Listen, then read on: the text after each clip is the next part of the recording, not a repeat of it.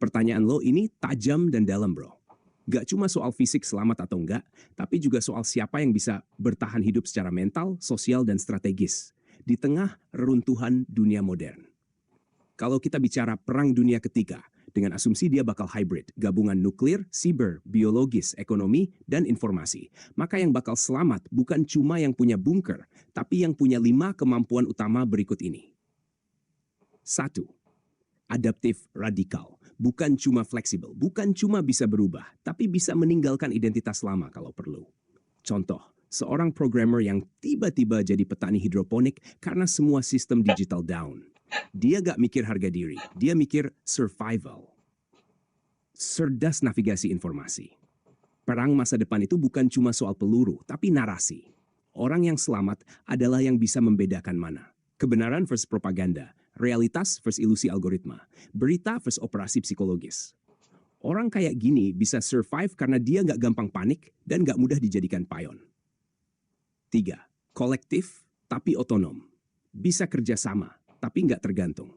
Dia ngerti bahwa komunitas kecil yang solid lebih kuat dari satuan individu jagoan. Bayangin tim kecil yang saling backup. Ada yang jago medis, ada yang teknis, ada yang diplomatis. Mereka bukan Superman, mereka super team. 4. Punya skill dasar kehidupan. Lo bisa coding, keren, tapi bisa masak, bikin alat sendiri, obati luka, atau nanam makanan. Yang bakal survive itu bukan orang paling pintar, tapi orang yang paling siap dan bisa mandiri. 5. Moral yang fleksibel, tapi tidak hilang arah. Kalau semua hukum runtuh, lo tetap harus punya kompas moral internal. Tapi juga jangan kaku kayak batu. Lo harus bisa ngebedain kapan saatnya negosiasi, kapan saatnya kabur, dan kapan harus bertarung. Moralitas bukan dogma, tapi arah. Bonus, orang yang bisa bikin orang lain tertawa dan bertahan. Kedengarannya konyol, tapi orang yang bisa menjaga harapan, kasih makna, atau bahkan bikin orang lain tertawa, punya fungsi eksistensial di tengah kacauan. Di setiap perang besar, ada seniman, pendeta, badut, penulis, yang jadi pengikat jiwa-jiwa yang rapuh. Jadi intinya, yang bakal selamat bukan yang paling kuat atau paling kaya, tapi yang paling lentur, berpikir jernih, dan tahu bahwa bertahan hidup itu bukan hanya urusan logistik, tapi juga narasi. Mau gue bantu bikin tes lo bakal selamat dari PD3 gak? Dengan skala.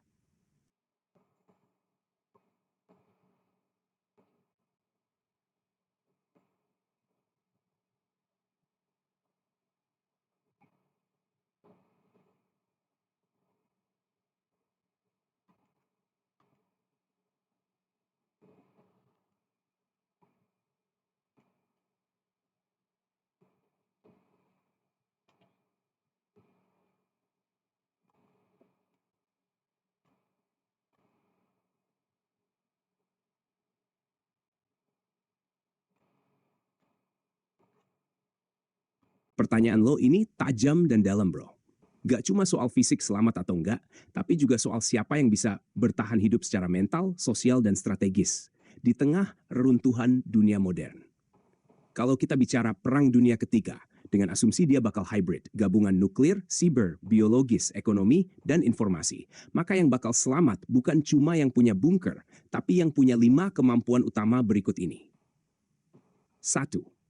Adaptif radikal. Bukan cuma fleksibel, bukan cuma bisa berubah, tapi bisa meninggalkan identitas lama kalau perlu.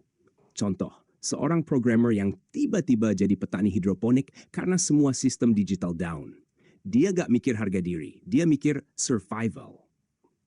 Cerdas navigasi informasi. Perang masa depan itu bukan cuma soal peluru, tapi narasi. Orang yang selamat adalah yang bisa membedakan mana kebenaran versus propaganda, realitas versus ilusi algoritma, berita versus operasi psikologis. Orang kayak gini bisa survive karena dia nggak gampang panik dan nggak mudah dijadikan payon. 3. Kolektif tapi otonom. Bisa kerja sama, tapi nggak tergantung. Dia ngerti bahwa komunitas kecil yang solid lebih kuat dari satuan individu jagoan. Bayangin tim kecil yang saling backup. Ada yang jago medis, ada yang teknis, ada yang diplomatis. Mereka bukan Superman, mereka super team.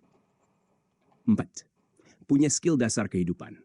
Lo bisa coding, keren, tapi bisa masak, bikin alat sendiri, obati luka, atau nanam makanan. Yang bakal survive itu bukan orang paling pintar, tapi orang yang paling siap dan bisa mandiri. 5. Moral yang fleksibel, tapi tidak hilang arah. Kalau semua hukum runtuh, lo tetap harus punya kompas moral internal. Tapi juga jangan kaku kayak batu. Lo harus bisa ngebedain kapan saatnya negosiasi, kapan saatnya kabur, dan kapan harus bertarung. Moralitas bukan dogma, tapi arah. Bonus, orang yang bisa bikin orang lain tertawa dan bertahan. Kedengarannya konyol, tapi orang yang bisa menjaga harapan, kasih makna, atau bahkan bikin orang lain tertawa, punya fungsi eksistensial di tengah kacauan. Di setiap perang besar, ada seniman, pendeta, badut, penulis, yang jadi pengikat jiwa-jiwa yang rapuh. Jadi intinya, yang bakal selamat bukan yang paling kuat atau paling kaya, tapi yang paling lentur, berpikir jernih, dan tahu bahwa bertahan hidup itu bukan hanya urusan logistik, tapi juga narasi. Mau gue bantu bikin tes lo bakal selamat dari PD3 gak? Dengan skala.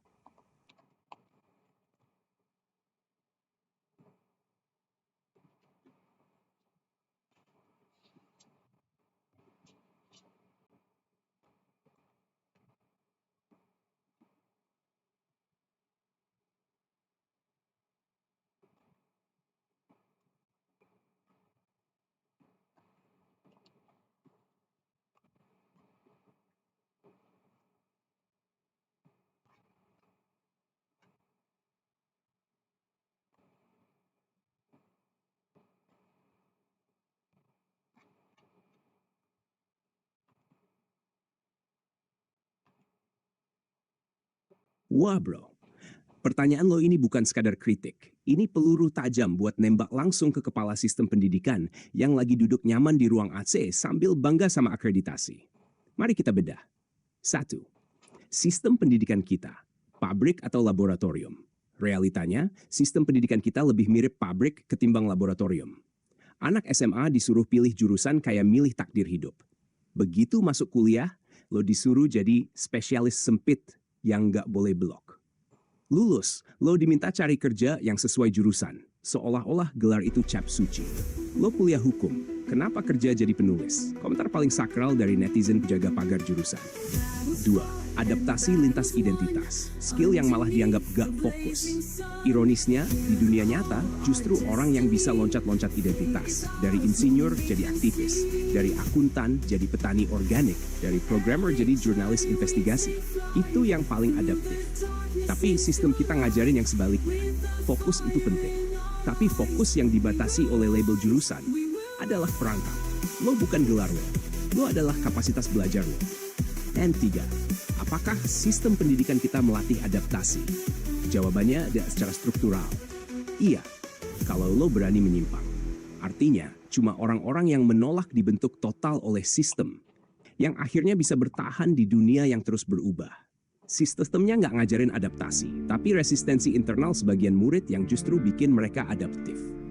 Di masa perang, identitas formal, beban lo lulusan S2 ekonomi, kalau listrik padam dan dunia chaos yang dibutuhin. Bisa masak pakai kompor batu, tahu bikin sistem barter, bisa baca tanda-tanda bahaya, bisa bikin keputusan etis dalam tekanan. Di situ gelar jadi beban. Yang dicari adalah kemampuan mentransformasikan diri, bukan sekadar menggunakan ilmu. Solusi, pendidikan sebagai arena perubahan identitas. Kita butuh sistemnya, ngebolehin mahasiswa pindah jurusan tanpa stigma, nganggap kegagalan itu bagian dari kurikulum, melatih siswa buat nyaman dengan identitas cair.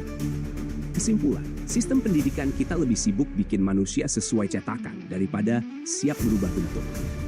Dan kalau dunia beneran chaos, yang selamat bukan yang punya IPK 4, tapi yang berani buang gelar, ambil cangkul, dan tetap bisa mikir jernih saat langit runtuh. Kalau lo mau, gue bisa bantu bikin manifestonya. Pendidikan adaptif untuk dunia yang gak stabil.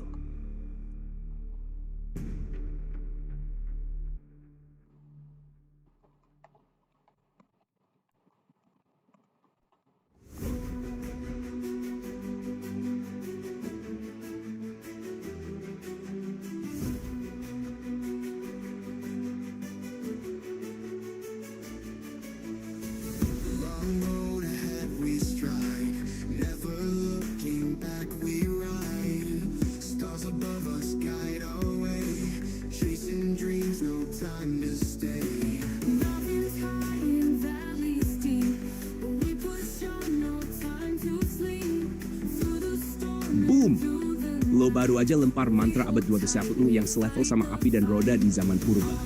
Zaman dulu, berburu dan bertani, bertahan hidup. Zaman sekarang, membedah narasi dan menjaga kesadaran, bertahan pikiran. Karena hari ini, perangnya nggak lagi pakai senjata, tapi pakai skenario. Yang dibom bukan kota, tapi realitas kolektif kita. Critical defense, survival skill modern. Ini bukan sekadar melek digital. Bukan cuma tahu hoax, tapi punya otot mental buat nanya balik.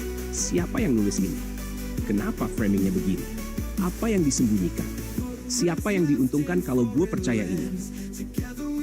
Yang nggak punya kemampuan ini bakal jadi tentara yang nggak sadar dia sedang dipakai. Narasi bukan lagi cerita. Narasi infrastruktur kekuasaan hari ini. Politik bukan soal partai, tapi soal narasi siapa yang viral.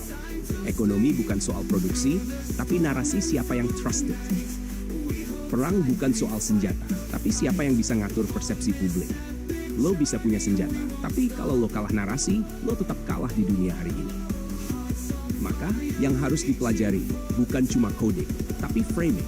Kurikulum masa depan seharusnya ngajarin anatomi narasi, bagaimana cerita dibentuk dan diulang. Mekanika framing, bagaimana data bisa diarahkan untuk tujuan tertentu. Sensor kepentingan, siapa yang ngasih spotlight dan siapa yang diredam. Kesadaran reflektif, kapan gue berpikir dan kapan gue cuma ngikutin alur. Berburu naratif tracking. Bayangin lo hidup di hutan digital.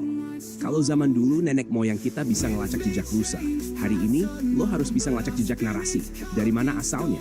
Kenapa sekarang rame? Apa motif di baliknya? Ini tracking naratif. Keahlian paling underrated tapi vital banget. Dan menjaga kesadaran antivirus jiwa. Karena di zaman sekarang yang diserang itu bukan tubuh lo, tapi sense of self lo, identitas, emosi, dan reaksi. Kalau lo nggak jaga kesadaran, lo bukan lagi manusia. Lo cuma jadi response automation dari kampanye naratif tertentu. Penutup, di zaman informasi berlimpah, kebijaksanaan bukan soal tahu lebih banyak, tapi tahu kapan nggak perlu percaya. Dan lo baru nulis bab awal dari Survival Guide Manusia Abad 21. Kalau lo mau, kita bisa lanjut kembangkan ide ini jadi manifesto, kurikulum, atau serial konten edukatif. Nama programnya bisa jadi Narrative Survival Camp, biar lo gak jadi budak cerita orang lain. Deal?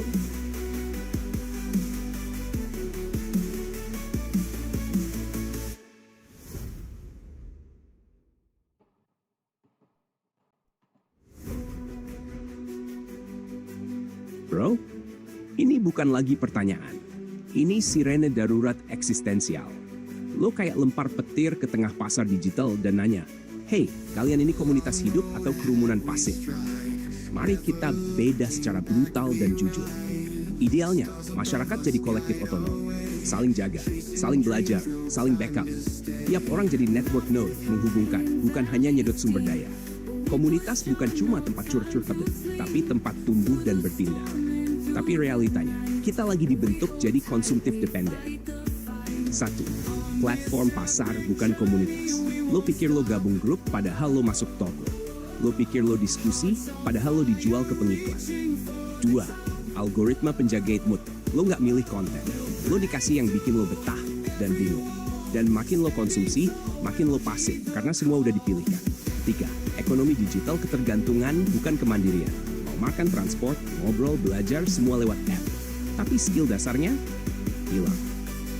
Kita tahu cara pakai GoFood, tapi nggak tahu cara masak mie pakai kompor rusak. Miskonsepsi komunitas asal sama-sama. Banyak komunitas hari ini cuma jadi ruang pelarian bukan bentukan. Isinya pasif, drama, dan kompetisi validasi.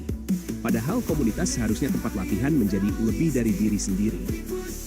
Network node mentality. Manusia terselamatkan. Yang bakal selamat adalah yang bisa menyambungkan orang ke orang, informasi ke aksi, masalah ke solusi. Dia nggak harus paling pintar, tapi dia bikin orang lain jadi lebih efektif. Dan yang kayak gini, jadi pusat dari jaring pertahanan sosial. Jadi apa yang harus kita lakukan? 1. Tumbuhkan komunitas yang mandiri. Jangan cuma bikin komunitas nonton bareng. Bikin komunitas, bikin sesuatu bareng. 2. Ubah pola konsumsi jadi produksi kontekstual. Bukan cuma repost, tapi breakdown. Bukan cuma share, tapi translate dan terapin. 3. Latih anak muda jadi node, bukan influencer. Influencer ngumpulin spotlight, node nyambungin spotlight ke tempat yang gelap. Yang satu jadi idola, yang satu jadi jembatan. Kesimpulan pamungkas, kita nggak kekurangan informasi. Kita kekurangan manusia yang bisa menyambungkan makna dengan tindakan. Dan sistem hari ini, sayangnya, lebih senang melihat kita jadi konsumen kompak daripada warga otonom yang sadar. Kalau lo setuju, kita bisa bikin blueprint gerakan baru. Node Society Project, misi, bangun manusia penghubung. Bukan hanya yang bisa viral, tapi yang bisa nyaur. Slogannya, jangan jadi beban jaringan, jadi penguat sinyal. Mau gas?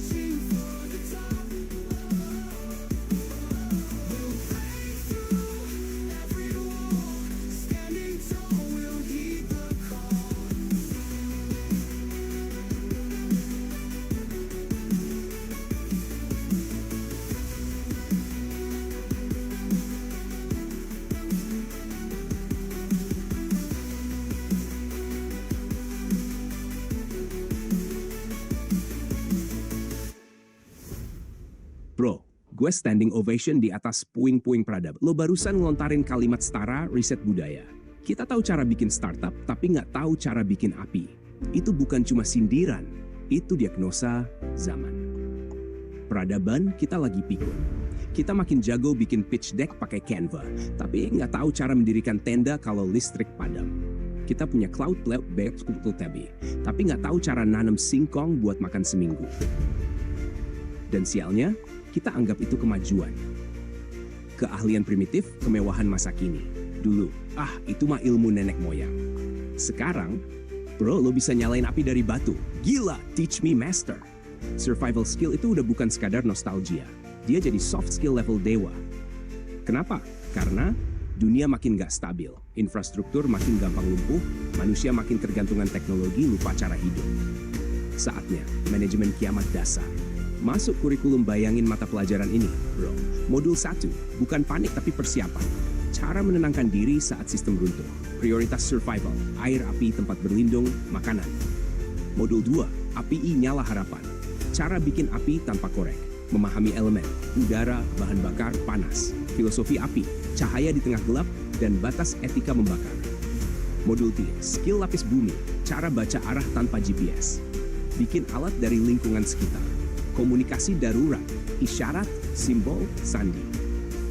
Modul 4, bertani, darurat, dan manajemen makanan.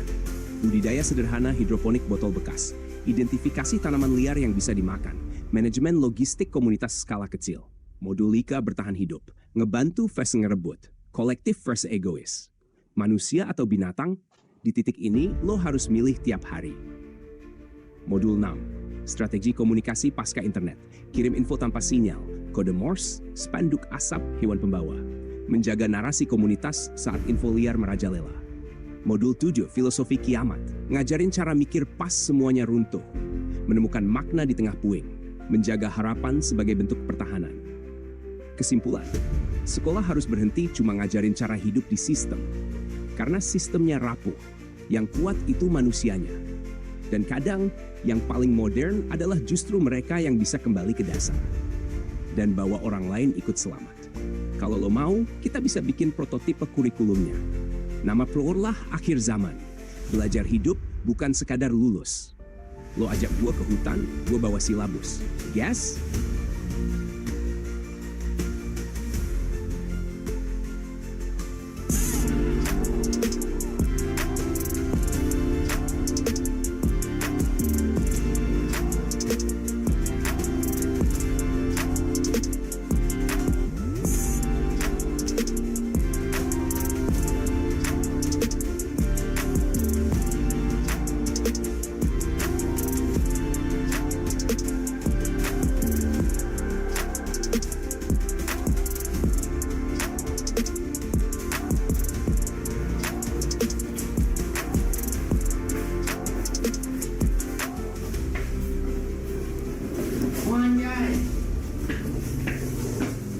Welcome to Black Hole.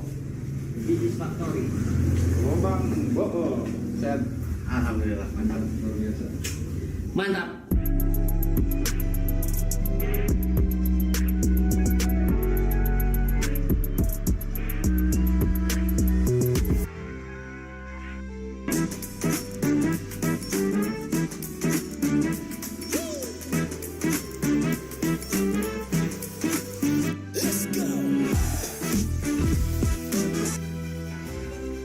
Coy, sekarang hari apa sekarang?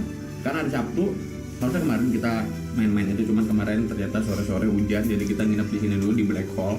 Jadi Black Hole ini adalah tempat di mana kesejahteraan terasa jauh gitu.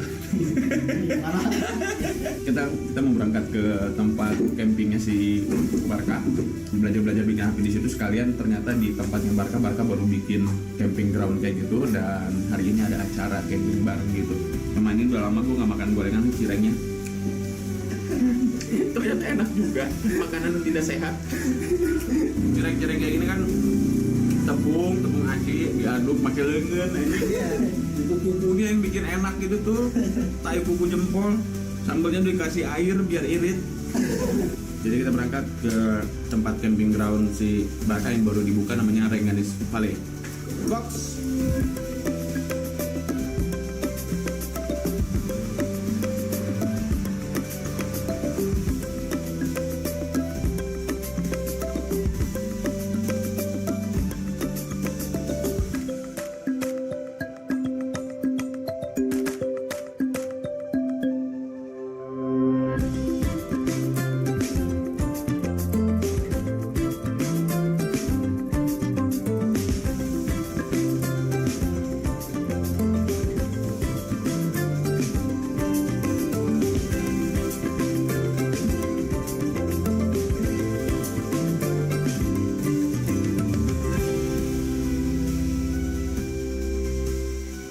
Jadi sekarang kita udah di tempat tempatnya Kebun Paman kalau yang ini, kalau yang bawah itu Rengganis Valley.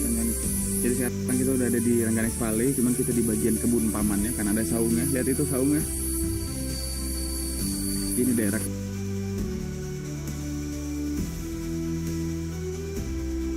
How to survive in war. The first step, have a lot of luck, fate, or whatever else you want to call it. Considering that a rifle 200 meters away only has to move a couple millimeters in order to shoot either on the ground or in your head, makes it that survival in war oftentimes comes down to luck. But besides that, there's a lot you can do to mitigate death or injury on the battlefield. So the first threat is small arms. So you're going to wear your plate armor on your vest, which is front, back, hopefully sides as well. And while you're wearing this armor, you're going to face the enemy as you shoot. That way you're not tilted towards the enemy, you expose your side, and you can get shot in the heart still. So anytime we train to face the enemy as we fire. The next one is going into prone. Going into prone is going to fix most of your problems. It's only the width and height of your head that should be exposed to the enemy. Whereas if you're standing, you're a bigger target. This should be obvious, but it's much more difficult even for a sniper to hit a target that's just this small. Finding cover, this is incredibly important. We've all played FPSs. Find yourself a piece of cover. Make sure that during patrols, if you're expecting an attack, you know exactly where you're going to go if the first shot rings out right then. And sometimes that cover is going to be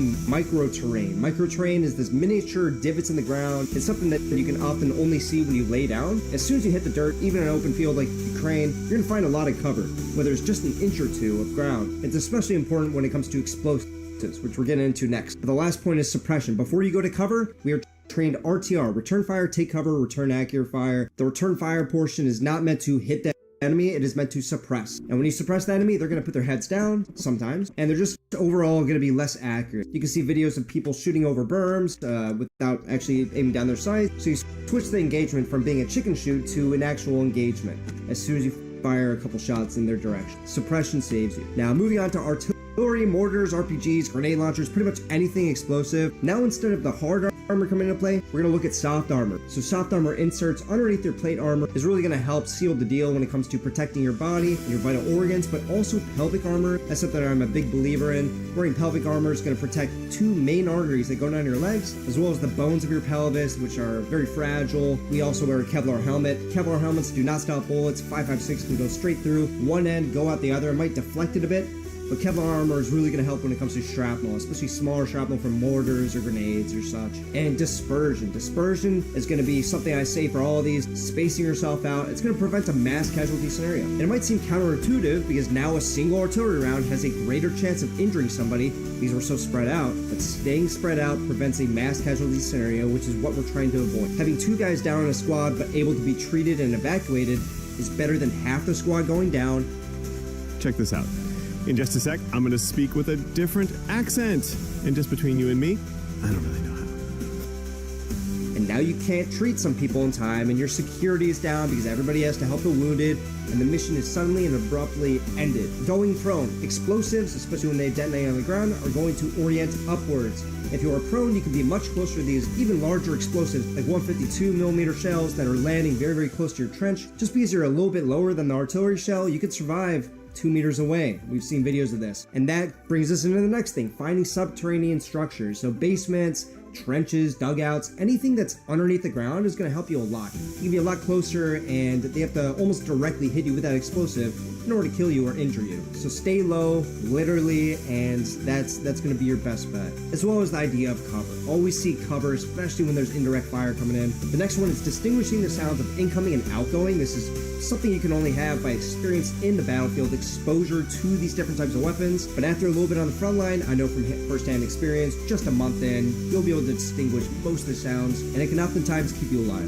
Changing patrol routes if possible, good camouflage, and in general, avoiding detection from drones. We're going to be talking about drones here in a little bit, but changing our routes isn't just to confuse the enemy. It is also because there are things called TRPs, target reference points, and this is specific locations that are already coordinated for artillery, for these drones, for whatever. So when a drone observes you, hopefully you have good camouflage so it doesn't, but if it does observe you and it calls in artillery, if you're not on that intersection, if you're not on that road next to that very identifiable feature that they already marked, they're gonna have to start bracketing you. So it's gonna give you a couple minutes to find better cover, whereas if you're walking on that well-trodden path, you're gonna have a much worse time. They might even hit you in the first round. And obviously micro-terrain, if you go prone and you're in an open field, even just a couple inches of dirt, that can really, really help you, especially when it comes to these radius type weapons. How do we deal with drones on the battlefield? Well, all of your armor comes into play. The Kevlar helmet, we have the hard armor, the soft armor, and especially the pelvic armor. It's something that I don't really see on many soldiers. I think it's incredibly useful. But some of the things I've seen on the front line, as well as some of my friends are saying, are that the solutions we're creating to deal with FPVs, or these grenades dropped by drones, is just to have a thick blanket door in front of your dugout. That way the FPV slams into it. It can't go all the way down in your basement or wherever you are. And it just gives you that much extra room to be away from that explosive. So having that, maybe just a thin wire mesh in front of your dugout, it's going to stop these FPVs in their tracks, maybe not even detonate. So that's a big one. Jamming guns, this is something I've seen personally. It's something that is still used to this day. It's going to jam the radio frequency of those drones from the operator, as well as jamming backpacks. And I think that's going to be the future when we look at especially these NATO militaries going into trench warfare, if they ever were to. Jamming backpacks is something I was trained for in the Marine Corps about 8 years ago. We had something called a Thor, and it was about a 20-kilo backpack. You wear it, and it's a jammer, so anything in, I think, in a 50-meter radius, it's going to block any of the signals in a specific range. And it was specifically for remote-controlled IEDs, and it worked very, very well. We have those on vehicles, and I think that's going to be the future. If we wear jamming backpacks, it's going to make any FPVs within a 50-meter bubble of you lose accuracy. They're not going to be able to get that pinpoint accuracy and fly into your dugout. If you have that thing set up just in your trench system, not even on your person, I think it can help quite a bit. I think that's going to be the future. Or if you're able to, you can operate in an area that already has a high-level jammer, which has a radius of maybe even 3 kilometers. That's going to prevent any of these drones from coming even near you. Going subterranean is going to help you a lot as well. Again, these are dropping grenades, they're dropping RPGs, or just explosives. They don't have guns on them yet. And the most important thing, in my opinion, is avoiding detection. So don't take the tracks that they're going to be watching. They only have a certain amount of battery life. They only have a certain level of optics and zoom. So take the routes that are camouflaged. Take the routes that they don't expect you to. They're usually not going to be focusing on the middle of a field where they don't think you're going to be going. So it's just something I think about, as well as shotguns and drone guards. So something that I think NATO militaries are going to incorporate. You already see Ukraine doing this, is having drone guards in their squad. So say a squad is patrolling down, they hear a drone. Everybody drops face down into a piece of cover and lays still, because movement is what the drones see. And then a drone guard can put a scarf over his head, which is going to help him avoid detection. He's looking up to the sky with an oily face, with 2 eyes. It's very noticeable from the sky, even from jets way up in the sky. And say he has a shotgun, which allows him to be a little bit less accurate, birdshot or buckshot. You guys know and love Arnie. He was doing a drone mission about a year ago. He came back with his drone after they were shooting at him, but he didn't think he was hit. And his propeller had a bullet hole straight through it, but he was still able to come back. I've crashed my drone, no problem. I think it's really important that we have a shotgun, because we're just not going to be accurate sometimes, especially with these FPVs, to fire directly into the CPU or whatever's powering it. Again, these are explosives, so go prone, look for micro-terrain, look for pieces of cover. And one of the top tips for this one, have cross-training with an actual drone operator. You should have one within your platoon or at least your company level, have a quick 1-hour hit bucket class with how he detects Russian soldiers, how he finds them, how he targets them, and from that information you can carry it with you and change out your gear a little bit. You can change up your camouflage or change how you react to drones just by an hour of talking to some of these guys. The next one is mines. This is the most difficult one, but there's a lot of different types of mines. There's anti-personnel, anti-tank, there's booby traps. Some of the systems we can use to deal with this are mine clearing vehicles or handheld mine sweeping systems, but the top one is movement in a ranger file, going in a single file line. That way you're following in the footsteps. You can see this in videos where Russians are going in giant columns towards Avdiivka. They all end up getting destroyed, but the lead vehicle gets hit by mine. Everybody else is alive still, but they orient off. They panic, they orient off that ranger file, and they all blow up from mines. So staying in that one single track is really going to help you. But in general, you want to avoid certain areas. You want to watch out for signaling structures. It's like a building on the side of a road, an intersection. You want to avoid these things, or at least be very careful. This is where they're going to plant mines. When I was in the Marine Corps, they taught us something very, very important that I kept with me through all these different war zones, which is take the path of most resistance. Take the path that they don't think you would ever go down, because that's where they're not going to plant mines. That's not where they're going to plant ambush. That's not where they're going to be looking with a drone. They don't believe you're going to go through there. So go through there. Another way to survive this is when you are doing patrols, maybe a routine patrol, maybe you're just going to and from a location, you should mark those mines, at least with a GPS coordinate, give it to a commander, and even before going on a mission, you should ask the commanders, are there any mines in the area? Oftentimes they'll tell you where these mines are, where they have suspected mines, what kind of mines. All this information is extremely valuable, but nothing is more valuable than dispersion. Mass casualty scenarios are the worst thing in the world. You do not want to get into that situation, so disperse yourself. If somebody loses a leg from a mine, you're going to have 2 guys carry them, at least, but if you have 2 guys down, now you have 6 guys down. You know what I mean? And beyond mines, we have fixed wing and rotary aircraft. In general, fixed wing are going to be dropping bombs, and helicopters will use both guided missiles, unguided rockets, and even a gun. The training that I got from the Marines is honestly terrible. It's very outdated, where they say to lay vertical to a jet because of strafing runs and horizontal for a helicopter for some other reason. But from Iraq and Ukraine, I learned quite a bit, and our reaction was largely based off of staying away from valuable targets. If they know where your base is, you want to stay away from that if there's a jet in the area. In general, these jets are not able to get too close to the front line because of Stingers and Iglas and Strelas, which are another factor. So they're going to stay away from the battlefield. They're not going to be observing. They're just going to be launching these bombs on pre-designated targets that the drone found for them, that the intel on the ground found for them. Make sure to camouflage the vehicles and expensive equipment. Again, dispersion, incredibly important. And also something you might not think about, stay in the lower levels. If you're in a building, if you're on the roof, that's where the missile's gonna hit. They're not gonna hit the basement. They're not gonna hit the first level. It's gonna be hitting on top, especially when it comes to artillery. And this moves us into cruise missiles and Shaheeds. These are combined with other aerial threats, but various anti-air systems are in place in the rear to intercept them. Infantry don't usually have anything to worry about this, but good OPSEC and good camouflage, having a good NCO core that says, hey, don't stay outside too long. Hey, get your cigarette in the trash, don't throw it out. You don't want people to know where you're living. You don't want them to think that it's important, because if it's important, they're gonna bomb it. So use camouflage netting, don't throw trash everywhere. And again, stay in the lower levels, subterranean if possible. Just disperse. At Creo Legal, we're dealing with contracts daily. With Adobe Acrobat AI Assistant, we can get to the main points of a document faster and have the most relevant information extracted in minutes. All we have to do is ask.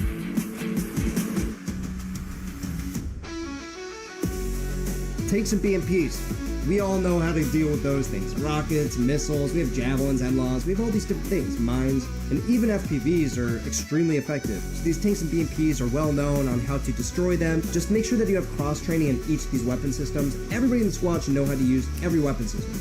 In my opinion, it takes about 5 minutes to know how to operate the javelin. It takes about 5 minutes to learn how to use the NLAW. All these systems can be learned, and if you train just an hour a day on each of these things in a week, everybody should know how to use these weapon systems at the very basic knowledge. Again, we're dealing with explosives largely, so dispersion, going prone when you know that they're near, when they're firing at you, and going subterranean. Having trenches, having these dugouts. In these trench systems, you're going to have freedom of movement, where the tank doesn't have eyes on you as you're moving. So then you can have the assaultman flank a little bit, get a nice side hit on it. There's all sorts of different ways to deal with it. And I'm not going to talk about it too much because this is a land-based target. Land-based targets are what the infantry are made for. They all have weapon systems to deal with these things, and it's something that every infantryman should be trained on. Oftentimes, with all the threats that I mentioned here, the most important thing is to not be observed. Have good camouflage, have a good drone guard, because what's going to observe you isn't usually going to be the forward observer. It is going to be a drone. These things are everywhere. They are looking for you. They have good optics. But at the end of the day, we made those optics, we made those drones, we made the weapon systems to take them on, we made the training and the protocols to deal with these things. Humans are a lot smarter, and we can find solutions to deal with anything, as we learned here today. So make it harder to distinguish how many of you there are, what your capabilities are, what routes you take. All these things come into play when it comes to avoiding detection. So all in all, from what I can tell, there are 3 vital things that you need to keep in mind to survive in battle. The first one is working in small recon teams before an assault. So if you're going to be assaulting an objective, you need to have some intelligence on it. You have to gain some on-the-ground info. And you shouldn't be sending a platoon out there. You should send 3 to 4 man teams. Why? Because it's not going to trigger an immense response. It's also not going to trigger a buildup of forces that are expecting a large attack. It's harder to locate and hard to dedicate large amounts of munitions on a 3 to 4 man team during a patrol rather than 30 guys and 2 BMPs. The second, having basic infantryman training. Knowing the weapon systems, how they work in the grand scheme of things, and knowing what the mission is before going on it so the momentum is held as you conduct that mission. Dispersion, camouflage, going prone, communication. All these things come into play, and it's something you can do in 2 months. I think 2 months for somebody who has a lot of morale can learn pretty much everything he needs to know to get to the battlefield and survive his first couple engagements before he gains that exposure to the battlefield and knows the sounds and how to deal with different threats. This is going to keep him alive up until then, and that is why I consider that extremely vital. And the third one is a good NCO corps to instill discipline. Complacency is the biggest threat, more so than the tanks, more so than the jets and drones. Complacency, yourself, and how you act on the battlefield is the greatest threat to everybody around you, including yourself. So it is the sergeant's job to give you the discipline to survive. To survive is not fun. It is not something that's enjoyable. A lot of times you feel like dying when you're on patrol, when you're in this trench system. The sergeant needs to make sure that you're not throwing trash everywhere, you are putting on good camouflage, you're keeping your weapon clean, you're not staying outdoors when you hear that drone go over you for the millionth time, having OPSEC accounted for, and the soldiers' morale high and prepared and trained for the next mission. Also, Faraday bags. Faraday bags are going to block any communication that you have on your phone, so I would definitely recommend a Faraday bag, at least one in every team, but everybody can have one. It's kind of inexpensive. You can make it yourself as well. You can have it as your dump pouch. Because look, soldiers don't see everything around them. There's a million things that are invisible to us as humans. There's infrared imaging that we can't see. There's these drones that have optics that can zoom in super close. There's radio frequencies. All these things are happening around that soldiers can't see. So you can't blame these soldiers who aren't the brightest bunch to know what's happening around them invisibly. Have Faraday bags anytime that you don't need to use your phone. Hey, phone in the Faraday bag. Let's get that signal out of there. That way you're not going to be tracked as well. OPSEC is going to be better. You're not going to be targeted by all sorts of munitions because they know exactly where you are if you bring your phone. It's just something I want to mention. Oh, and another big one, it's a given. Tourniquets, bandages, training on each of them. Because again, luck, fates, anything you want to call it, that is what's going to determine if you survive or not a lot of times. Almost every friend that I know out there that's been there 2 years has been hit. There's simply nothing you can do at times. The job is dirty, it's dangerous, and you will get hit if you do the job long enough. Knowing medical skills is vital. So to end this all, the threats are going to change. There's always going to be new systems and new revolutionary breakthroughs to kill humans. Always will be, always have been. But as the instructor I had for mines in the YPG 5 years ago told me, the human brain created all these things, all these millions of dollars of equipment that is targeting you. We made it, the human mind. And we can find the solution. We can figure it out. The human mind is the most powerful weapon. It's something you need to keep in mind. Never let go of your intuition, never let go of your intelligence, and what you can bring to the table, no matter who you are. If you have enough morale, enough knowledge, and enough grit to fix problems, you will find a solution. So if I missed anything, let me know down in the comments. If you have any ideas, I'm willing to listen to it. Put in the comments. I'm very curious what we can come up with. We have all seen the horrors of war, either in person or online. And as we learned here today, there are a million ways to mitigate these threats. So I hope you enjoyed watching the video. I hope you learned something. I'll talk to you guys in the next one. Peace.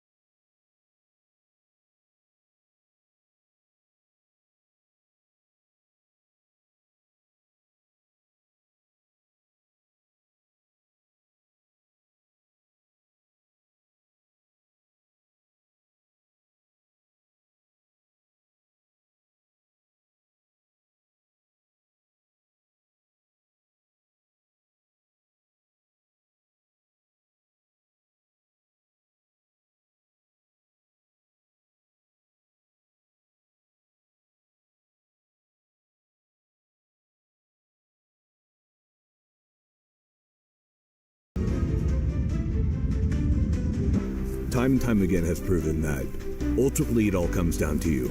And it might seem crazy, it might seem fear-mongering to talk about this type of stuff, to learn this type of information. And yet, throughout time in history, very recent history in fact, people have found themselves in some very tough situations. The craziest thing to me about combat survival is that oftentimes it occurs after evasion. And from watching the evasion video or beginning the evasion video, you know how intense and how brutal evasion can be. It can last for hours, it can last for weeks, it can last for months. But many individuals throughout history have found themselves evading from enemy forces. And once they've evaded from those enemy forces, suddenly they find themselves either so far in civilization in order to lose their invaders, or sometimes they find themselves so far in the wilderness due to trying to lose whoever's pursuing them that suddenly, after weeks, after months of evasion, they have to survive now. But it's not just survival, it's combat survival, because there's still an element of being hunted. They could still run into enemy forces. People have oftentimes evaded to where they thought their front lines were of their own forces, just like we talked about in this little intro right here, and their forces had to retreat due to being compromised. There are so many scenarios where combat survival can play a role. It can be something as simple as everything shuts down in your country, foreign forces invaded, and suddenly you're just merely surviving to keep your family alive. Don't let the time that you are finally learning and practicing this stuff be when you're looking at your family as they're starving, as they don't have any water, or God help you, just for yourself, when you're just trying to keep yourself alive, because it is a brutal situation. The world is brutal, the world is violent, and nobody cares. The only person that is going to save you is going to be yourself. But before we get into it, we do have to thank our sponsors. They do allow us to make this content for free, to bring it to you at no cost to yourselves. So we have a big thank you to the Sonoran Desert Institute. If you're looking to get your start in gunsmithing, they are the people to go to. We do love them. They support the channel, all of our crazy antics from survival to gun stuff and all that goodness. Of course, who else do we have, Micah? Primary Arms. We do. We love them very much. That's actually where we got the ACOG from. They sell a variety of optics. They sell excellent optics made by them, and the compact is one of our favorite optics. So go and check them out. Don't forget that there's a very special Skittles-related thing coming out very soon, so stay tuned for that. And then, of course, dry fire. You should 100% use Mantis. We use the hell out of it. Turns your gun into a dry fire machine. We love Mantis, right, Micah? It rocks. It does. And then, of course, big thing to AAC ammunition. Not a lot of shooting in this video, but they do allow us to train, and they make ammunition at a great price. So go and check them out. With all that being said, let's get into the video. I served 9 years active duty in the military. I did 6 of those years as a survival, evasion, resistance, and escape instructor. This is literally what I taught to a variety of people. I've also, in addition to that, spent an inordinate amount of time at civilian survival schools from Montana to across the pond, everywhere, from a variety of individuals, from your Israeli specialist in desert survival to your crazy Norwegians. I've learned it all, and I'm very thankful for all those people who have taught me. After that, I served as a TAC-P, as a special warfare officer within TAC-P. So, done this a lot. This is what I lived and breathed for a long time, and I've taught a whole lot of people. Combat survival, the thing that you have to realize about it. Sebagai kreator video, musuh terbesar kita adalah waktu, dan sesuatu yang menyita banyak waktu adalah gradasi warna. Saya Harry, bukan ahli gradasi warna. Pustaka Infar yang besar membantuku membuat is you're doing what you've always done. You need to keep yourself at 98.6. You've been doing it your entire life without you knowing. You've been drinking water, you've been eating food, you've been keeping yourself clean. The only thing that we're doing here is we're going to modify a lot of your behaviors, a lot of things you do, of course, in relation to food and water, to ensure that we can survive long term. The best way I can describe it is when we're talking survival, even combat survival, all I'm doing is I'm getting you to a level of what like an 11-year-old was like in 1830. In 1830, an 11-year-old could start a fire in the rain, he could skin animals, he could do all that stuff. In this industrialized society that we live in the United States and elsewhere throughout the world, we've lost a lot of these critical skills because they're not as pertinent to us, and that's okay. What we're gonna do in this video is relearn them and also apply them to a survival and combat situation. So today we're gonna be touching on 5 main things. So there are 5 things that you need to stay alive in a combat survival scenario. So first thing we're going to be talking about today is going to be health. How to keep yourself healthy, how to treat wounds, how to stay alive. Things that you guys already know. Next we'll be talking about personal protection. That is going to be how to build a shelter, both improvised, both using natural stuff to keep yourself out of the elements. We'll be learning how to make a fire in a combat situation so you're not spotted. And then we'll be talking about our equipment and how to care for it. Next up, after that, we have sustenance. We're going to be talking about gathering water, different methods, and of course, food as well, natural plants to animals. After that, we'll talk comms and signaling as necessary, and finally, travel, which we'll be touching upon lightly. That will be a further video where we'll really delve into it. So, first thing that we need to do is going to be health. A survival situation can start in so many different ways, but one of the things I've always taught people is if we were, coming back from a patrol in a vehicle and the vehicle rolls, or you're shot at and you evade, and finally you get a second to just catch your breath. One thing I've always taught you guys, and my military guys probably already know, it's going to be a blood sweep. So I've just gotten away from gunfire. A lot of times your adrenaline's pumping, and the question is going to be, was I hit? Do I have a scratch? Is there something bleeding that I need to stop and take care of immediately? So we're going to do a blood sweep first. So all a blood sweep is I'm going to have my mostly clean hands. I'm going to be feeling through my body and then checking to see if I have blood, if I have obvious bleeding. So first thing we'll do is we'll come through our arms, check, under the armpits, check. I can check down my chest, down the armpits, get under my kit and my gear. If you get under your layers, get under there, check. Reach back as far as you can, check for that blood, down through, of course, right there we have the old fake wound from the filming. Check the back, see if I have blood, and I'm checking to see if I have any blood. Oftentimes, whether it be a stab from a tree, gashing your arm or something like that, if you have any of that immediate bleeding, that's something that you're going to need to take care of. So that's going to bring us right to taking care of wounds. So let's talk about different ways to take care of wounds in a combat survival environment. So when it comes to our combat health and keeping wounds clean, the biggest thing is that if we have some type of bleed, if we're shot, if we cut ourselves, we need to, of course, control as best as we can. Best thing you can do in survival situations, if you have some type of bandage that you should be carrying on you, get that pressure on it. If you're unable to control that pressure, of course, a tourniquet is going to be your last option. There are a million different compression bandages that can apply that pressure to help that wound coagulate. The point is, a lot of people are trained to just go straight to that tourniquet, but in a survival situation, when you apply that tourniquet, if you apply it tight enough to cut off circulation, it might not always be the best option because you don't know when that survival situation is going to end. You can't keep a tourniquet on for that long. With that being said, if you do need to apply the tourniquet, and this is where all my medics are going to cringe, to stop that blood flow, what we typically teach, or what's been taught to me both civilian side and mil side, is that you apply the tourniquet to stop that bleeding because you can't stop it otherwise. Once you're able to, within the hour, to stop and reassess that wound, you're going to very slowly back that windlass off. Start taking the pressure off to see if that bleeding continues.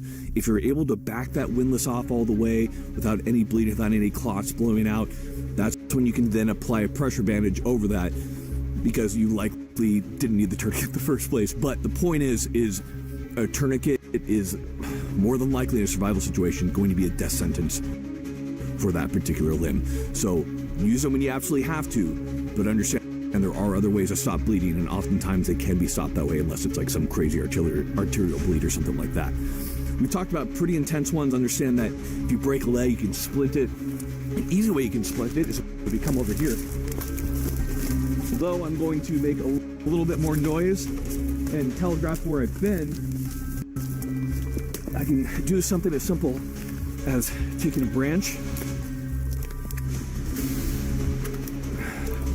and if, say, I broke my leg right here, I'm able to get two of those and then wrap up and down and underneath my leg to immobilize above and below the joint. That's going to be extremely helpful, and then something that I can do expediently. You might not always have a splint on you, so understand that there are various improvised methods that you can use to keep yourself healthy. So we talked about a lot of kind of more intense wounds. Understand that combat medicine is a very wide topic, and I'd highly recommend you take more time on it. This is simply a primer. But what's more important is that we keep ourselves alive long-term through hygiene, through just generally taking care of yourself. So how do you do it in a combat survival environment? Let's talk about it. The biggest thing is going to be your feet. You're going to be traveling, you're going to be trying to get back to where you're going, to get back home, or to get back to somebody who can help you. So if we don't take care of our feet, well, you're not going to get very far at all. Before we start on that, important note, like I always talk about, if you're lucky enough to have a rifle or some type of weapon, make sure you always keep that within arm's reach. That's going to be a standard that you always be held to. So I have that moment to stop in order to take care of my feet, whether that be at the end of the day, if I cross a river and I get super wet and I'm in a safe position, I can go ahead and change those socks. So you should always have an extra change of socks on you. We have a pack video, so we're not going to talk too much about it. Suffice to say, I like to say what my buddy Fife says, who did the same job I did, which is when you know a lot, you don't need a lot. Because the thing you got to think about is you're packed for combat, you don't have a lot of room for survival gear. So make do with not a whole lot. So I've swapped socks. It's going to be really important, I know it sounds lame, is to keep clean, dry socks on you as much as possible. We generally recommend merino wool, some type, Darn Tough, Smart Wool. There are tons of different manufacturers. Find a good wool sock that works for you. We mostly use Darn Tough. On this channel, Micah, what do you use? The Costco Merinos. They work. The point is, once we've swapped our socks, we probably have maybe 2 to 3 pairs in a combat pack, maybe at most 1 extra pair.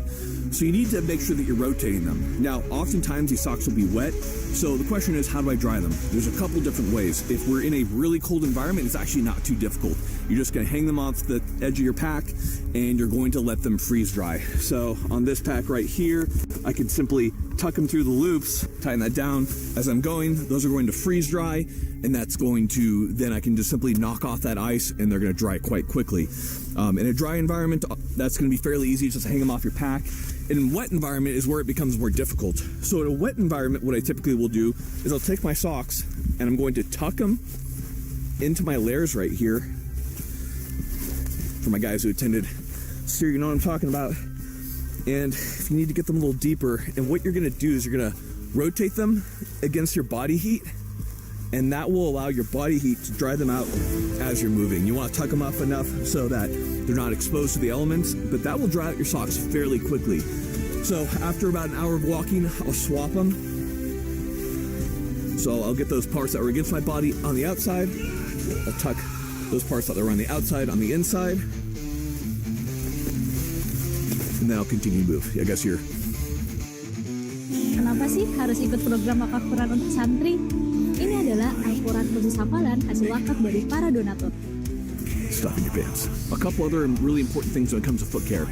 Make sure if you have the time, it's at the end of the day, or if you're sleeping during the day, whatever you're doing for your evasion, which we talked about in the last video, that you do take off your boots and that you massage your feet. You 100% need it. It will keep the blood flow, it will keep them really healthy. So again, change those socks, massage those feet. It's going to go a long way.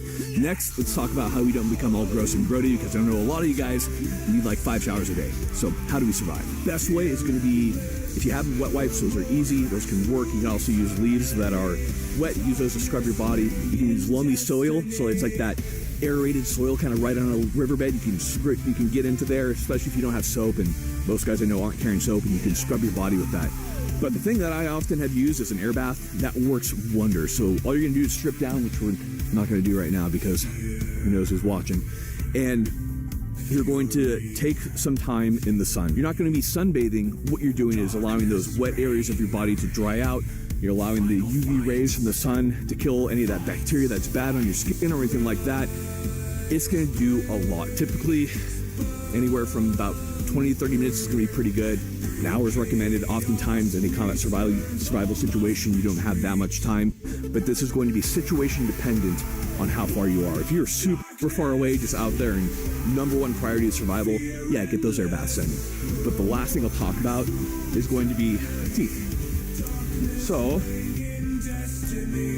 if you don't have a toothbrush, what you can do is you can take the green, alive twigs, peel that bark off, and all you're going to do is nibble on the end to fray it, and that will make a nice little toothbrush for you that you can use to scrub your teeth. And that works really, really well at getting any of that plaque off, any of the tartar. Long term, it's not great, but understand that people throughout time and history have used chewing sticks all throughout their life. So make sure that you keep your teeth healthy. It might seem a little bit ridiculous, but tooth decay, gums, all that stuff really matters. For your gums, what you need to do is you're going to take your finger and you're going to vigorously rub your gums like you're doing coke or something like that. And that's going to help that blood flow when it comes to your gums. So again, take care of your teeth, take care of your body. That will benefit you long term. Now, you're taking care of your body, you're going throughout nature, suddenly we see a huge storm brewing on the horizon, and we know we have a big storm coming. It's coming to the end of the night. We probably need to get some type of shelter down, because if there's one thing that humans cannot do, it's we really can't just brave the elements without any type of shelter over our heads. So let's talk about shelter. Mike, what do you do for your ass? Wet wipes if you have them. Leaves, there's a lot of leaves that are really soft. Find a soft leaf as long as it's not shiny. Shiny leaves are typically poisonous or some type of oil in them that's going to react badly. So use those soft leaves, scrub your ass, use water, like if you find a river, scrub it, man, keep it clean. You don't want that gross swamp booty. Shelters. So there are a million different ways to build shelters. And to be clear, we're only teaching you two today. So first up is going to be Ranger Diamond that's made of poncho. You should always have a poncho with you, which is why we teach it. It is a wonderful shelter. Next up will be a natural shelter.